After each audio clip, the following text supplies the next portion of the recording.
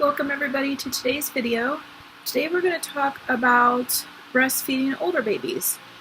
We're talking more of older babies from, I want to say, 4 to a year old, 4 months to a year old. And different challenges will arise with breastfeeding the older child. And I have, again, touched on some of those challenges, such as like biting or growth spurts, or what else have I mentioned before?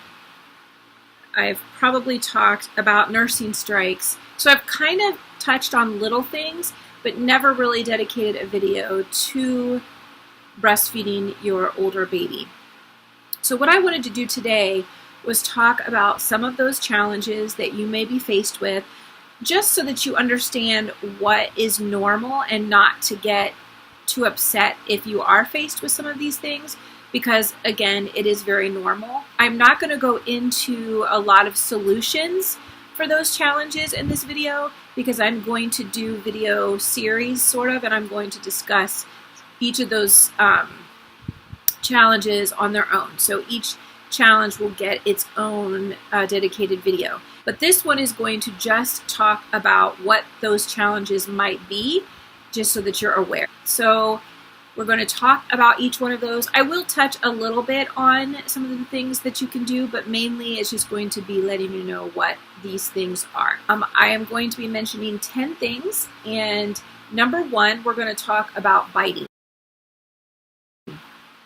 Usually when a baby starts to teeth, it's around 3 months old, but a baby can be born with a tooth, or they're teething. Some babies can get a tooth much earlier on, whereas some babies take a lot longer. For instance, my children all got their first tooth after a year old, so I never had to deal with the early biting with teeth. I mean, you get biting and you get teething, but I didn't have to deal with the teeth itself. So that made a big difference in my case. And then there are a lot of moms who babies don't get their teeth until later, but then there are a lot that get them early on as well. So biting is a situation in which, when you're breastfeeding, when they're older, you're going to deal with. I will say the one tip that I would have with biting is that I would say when they bite, you would immediately stop breastfeeding. You would never continue to breastfeed after they bite. You would take them off and you would set them down and you would say no biting.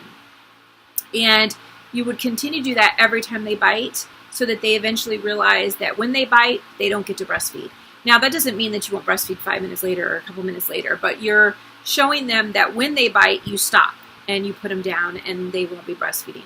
So you want enough time to pass where you're, teaching them that when they bite, that you will not be breastfeeding them. So they'll kind of learn. You don't want to scream or laugh or, do anything that might startle them or make them laugh and think it's funny.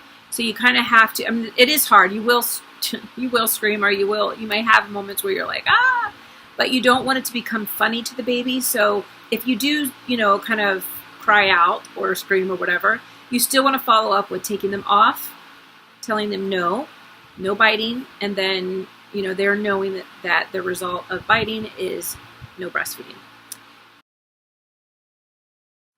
Number 2, growth spurts. I talk about this so much in all my videos, but this specific challenge is pretty big for moms with older babies, just because your baby's starting to sleep really well and they're eating different and their patterns are different, and all of a sudden it's as if they've reverted back to the newborn stage, because they're wanting to feed every so many hours and they're irritable and they're not happy with the breast and they're pulling at it, just a lot of different things. And so when the baby's been breastfeeding really well and then all of a sudden they're not breastfeeding well, it can make you feel like there's something wrong with you or your milk or the baby or whatever the case. So growth spurts are a very big challenge in those later months between 4 to 6 months, and then it can happen. They don't happen as often. So in the early weeks and months of your baby's life, they happen every couple of weeks. But after 3 months, it's like 3 months old, and then it's 6 months. But it can happen in between that 3 to 6 months. It's just not every 2 weeks. So when it happens, it's a little bit like, oh, wait a minute, what's going on? You know, because in the beginning, you're like, okay, this is a growth spurt. I know what this is. This is what happens. This is how we deal with it. But then all of a sudden, weeks will go by and you won't have one. And then all of a sudden you have one, and it just, you know, it kind of throws you off. So expecting that around 4, 5, and 6 months that this can happen, and that they can get fussy, and it can seem like there's not enough milk and they want to breastfeed all the time. But this is very normal for an older baby. I will try to talk about this in its own video as well, just because there are some tips that you can do that would be a little bit different for a newborn or a younger baby than an older baby. So I will try to dedicate a video to growth spurts in an older baby. Number 3 is distracted nursing. This happens when your baby begins to notice the world around them. So this can happen anytime after 3 months. They're really starting to notice people and you and noises and just distractions, and they're distracted. And so breastfeeding while they're distracted becomes difficult because they want to play, they want to laugh, they want to smile, they want to talk, they want to look around, they want to pull your breast with them as they're looking around. So this can become a challenge. And the one tip that I would have is when you do breastfeed, you might want to breastfeed in a quiet place where there is no distractions, where nothing is going on, maybe even dimming the lights where it's a little bit dark, just to kind of induce a relaxed state for the baby and they're not as distracted. You can also try not really interacting with them a whole lot when you're breastfeeding, just so that they know that this is the time to feed, not play. So that is something, but that distracted nursing does happen and can become a challenge. Number 4 is nursing yoga. A lot of people will call it that because your baby is going to try all kinds of weird positions as they're breastfeeding, sticking their leg and butt up in your face. They might be trying to get down and breastfeeding and pulling you with them, and you know, just all kinds of weird positions, and that can be challenging. So you may try some different positionings. You may try, again, being in a place where they're not distracted, and then just remembering that this too shall pass. Eventually they're not going to breastfeed anymore and you won't be dealing with that. So just for now, enjoying that time you get to spend with them.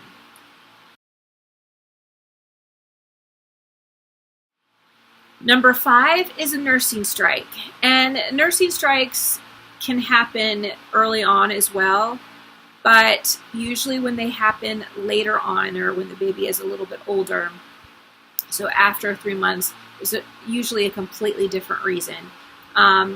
So we can, you know, again, I will talk about that in another video, although I do have a video you want to go check out that talks about nursing strikes with the older baby. So you might want to check that one out because that does go in more depth and kind of what you can do and solutions that you can take, but it also kind of gives you ideas as to why they might be on a nursing strike and how to determine if it's really a nursing strike or just breast refusal. Exactly what is the reason? Are they trying to wean? That kind of thing. The next thing could be judgment. Maybe you're starting to get negative responses to breastfeeding now that your baby's a little bit older and you're not sure how to handle that. You're becoming uncomfortable. This goes along with number 7, which is also nursing in public.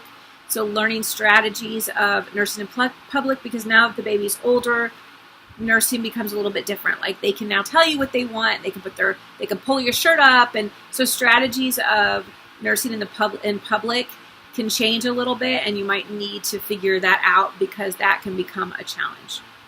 So judgment and